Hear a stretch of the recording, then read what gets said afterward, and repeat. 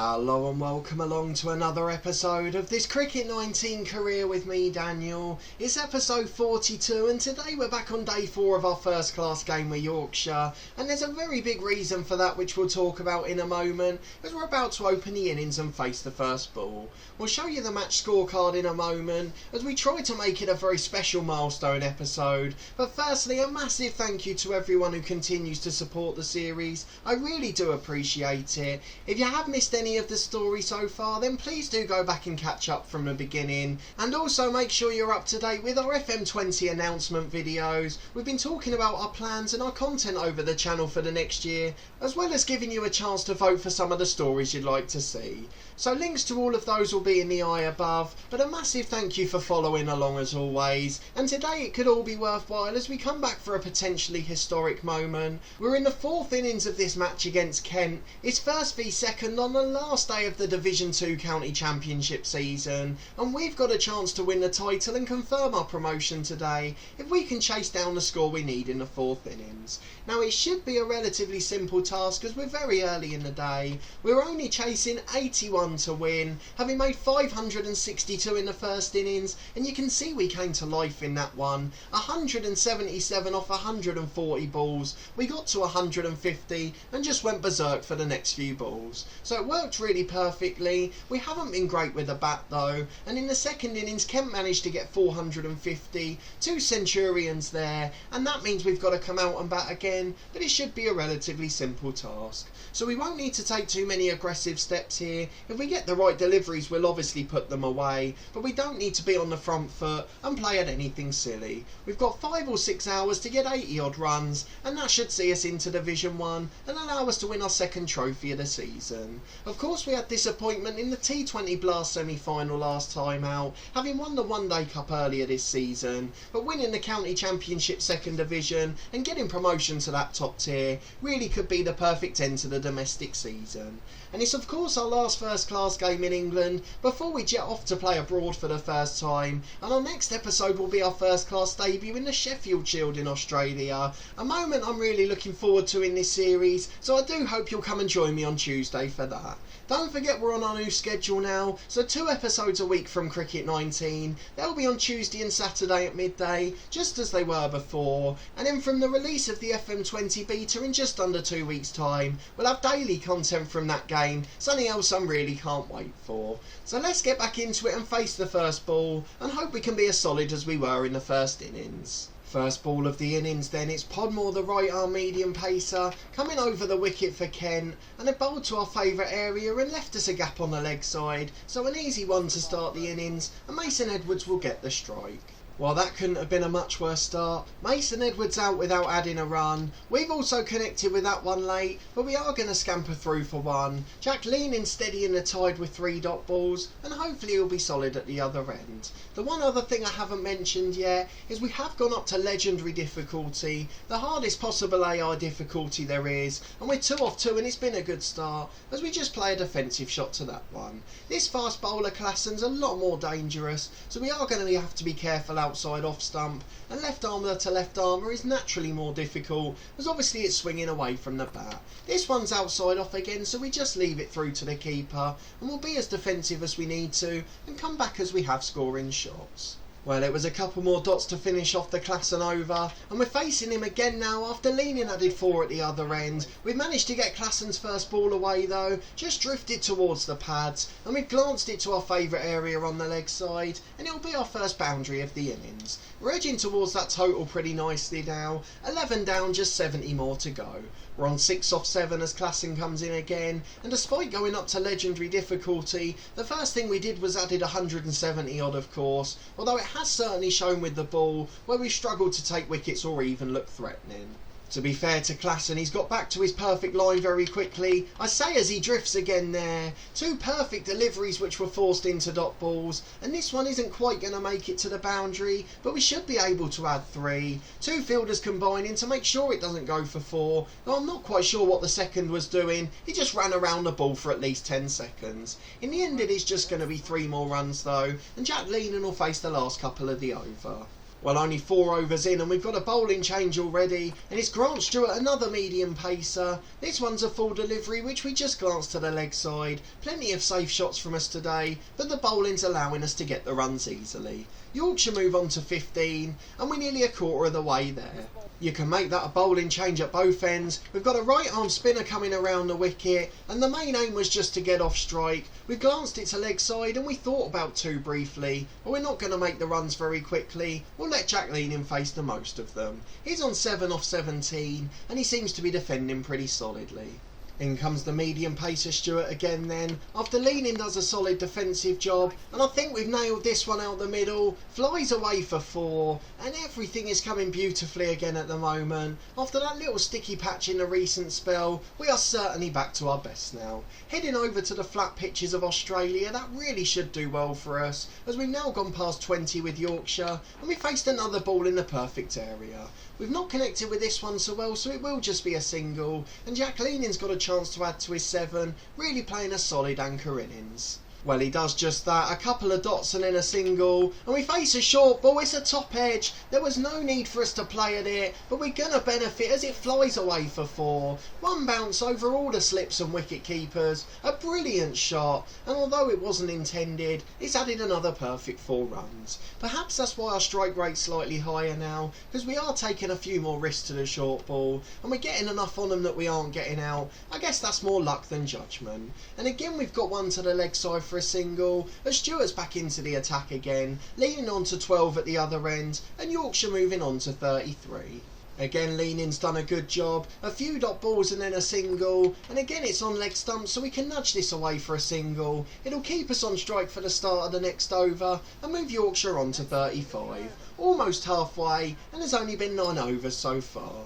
We're facing the spin of Riley again, and it's still the one thing that makes me nervous facing spin bowling. Usually when it's better deliveries than that, this one drifts horrendously down the leg side, and there's no fielder's fine so it goes away for 4. We're well above our strike rate, and it is one criticism I've got actually. It's so easy to score quickly at first class level. I know of course we take risks that can get us out, like that top edge that on another day would have been core, but it is so easy to get people away to the leg side, and I don't think the bowlers learn as quickly as it says they do. So unfortunately that is my one big criticism of the game, and I hope it does change at test level, just as it did in our Ashes series beforehand. With Joe Root we were on about 50 off 200 I think, before we were able to get going later on. But the main thing from that one is we had to earn the right to play, whereas here it feels like you can just take your chances early.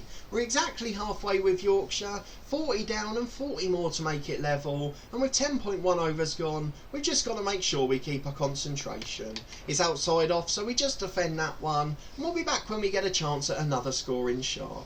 Now, I don't want to speak too soon, but they have moved Podmore to around the wicket, and it had yielded a couple of dot balls, but a no ball now, and it's drifted full onto the leg side, and they've left a huge vacant region in mid-wicket, and although they covered the gap we usually use, we're a leg side player and they are not learning, and it's 4 more runs off the re-bowl delivery. So we move on to 45 with Yorkshire, 31 of those runs off our bat, and maybe we'll get a half century again, as this one drifts pretty close as well. It's just moving out, so we try to defend, and at the end of the over it's 45 for 1.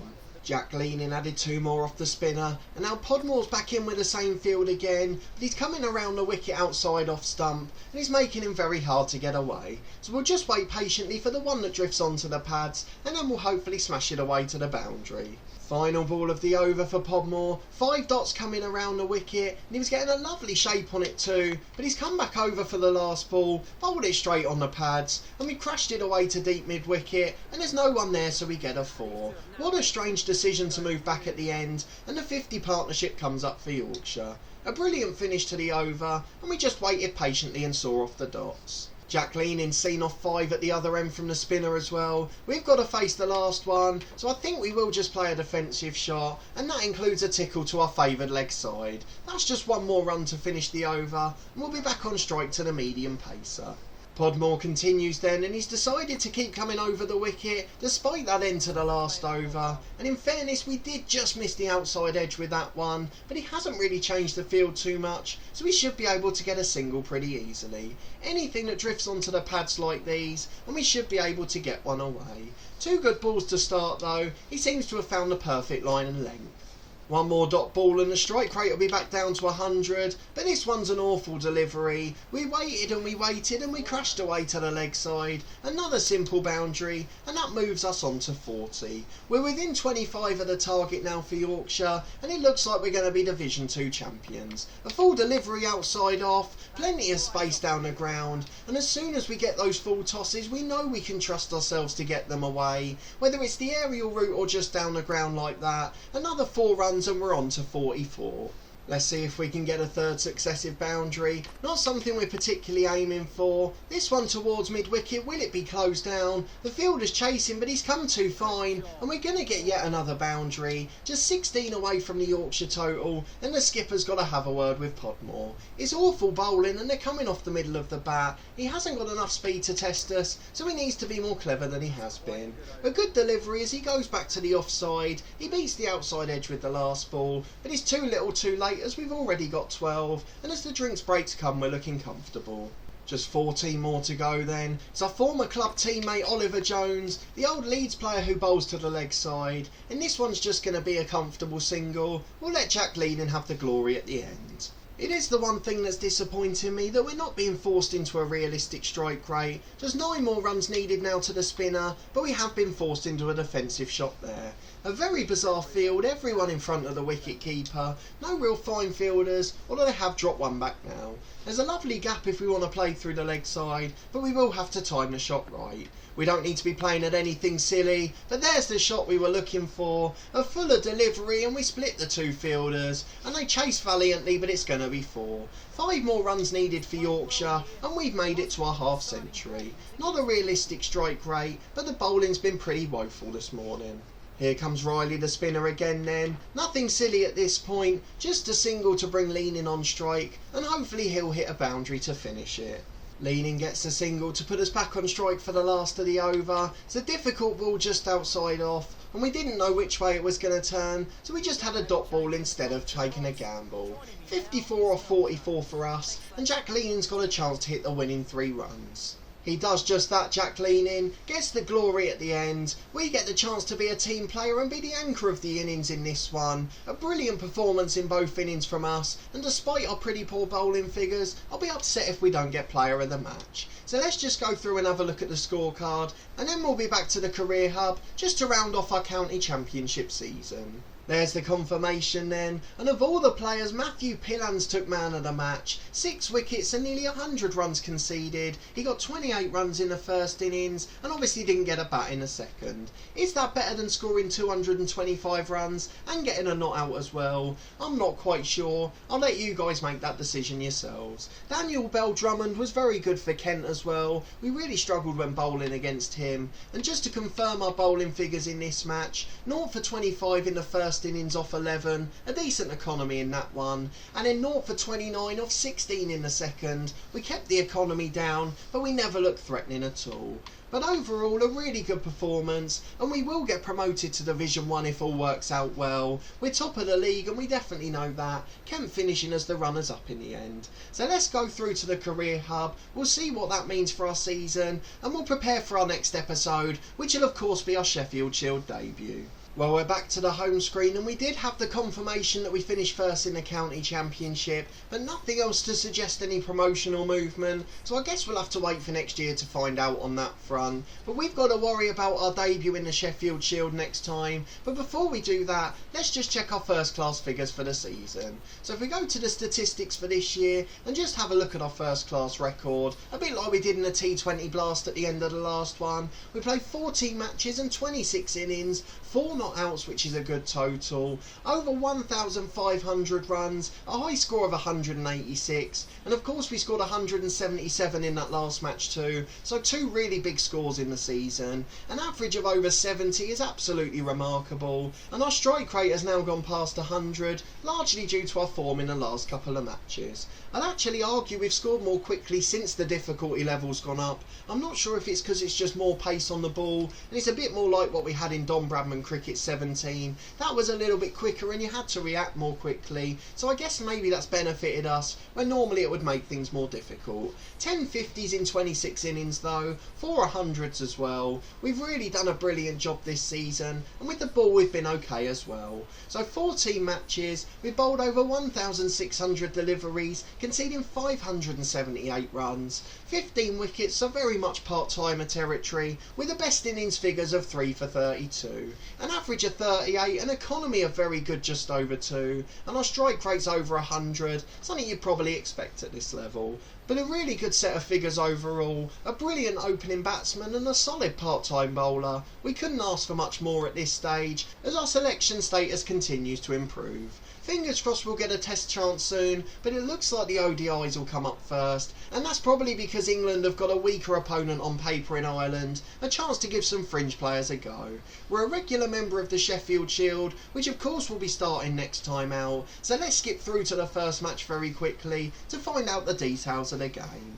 Well, we've been stopped by our manager pretty quickly. We're being recruited for the Pakistan T20 Tournament. The best 2 sides by a long way on paper, Peshawar Pride and Quetta Fighters. So which one should we take on? Probably just the best team. So Peshawar Pride will join, and we'll try and skip through to the first class game. Well, the very next day we've been offered the captaincy, so of course we'll accept that as well. Just gives us a chance to control the bowling, so that's something we'd like to do at all of our teams. We're back to pick the line-up for round 1 against the Queensland Bulls then. Let's look at the players we've got at our disposal. Darcy Short, Hilton Cartwright, Mitch Marsh. I recognise the whole team, which is a pretty good sign. The only one I don't really know off by heart, probably Aaron Hardy here, and David Mooney I don't know too well, but his bowling's 95. John O'Wells is a good player in the T20 Tournament. Nathan Coulton, Ireland experienced bowler too. Berendorf the same, but he's a left-hander, and he's not rated as well as Coulton Isle for some reason. Is there anyone else down there who's brilliant? Joel Parris a good bowler too.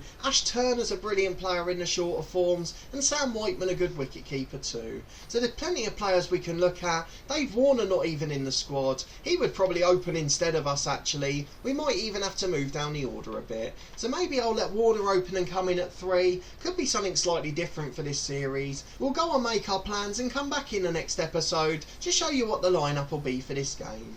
But if you did enjoy this episode and a fantastic performance in the first class game to win the County Championship Division 2 with Yorkshire, please do put a thumbs up on the video. Let me know down in the comments what lineup we should go for in this game, as we'll be making our Sheffield Shield debut next time round. I'm really looking forward to our first game overseas, and I hope you come back on Tuesday to find out how we get on. Subscribe to the channel for daily FM20 content starting in around 2 weeks time. As soon as the beta's out, we'll have 2 episodes a week from that beta series, and then 5 episodes a week from our long-term story. Keep your eyes peeled on the channel for club announcements and plans over the next couple of weeks. Last Saturday we announced the club for our beta save, and later today at 4:30 we'll be letting you know the team we picked for our One Club story. That one was planned months ago, so hopefully it'll be enjoyable, and fingers crossed some of the information won't have become irrelevant since. There's of course also 2 episodes a week from this Cricket 19 career. This will continue on Tuesday and Saturday at midday, and then our Snooker 19 career is on Friday at 4:30. We're in the final event of the series, the Snooker World Championship, and we're trying to finish in glory with action from every round, so come and join us to find out how we're getting on in that. But a massive thanks for watching and your continued support of the channel as always. I really do appreciate it, and I hope to see you next time for a really important milestone as we play our first game overseas, captaining our state in the Sheffield Shield.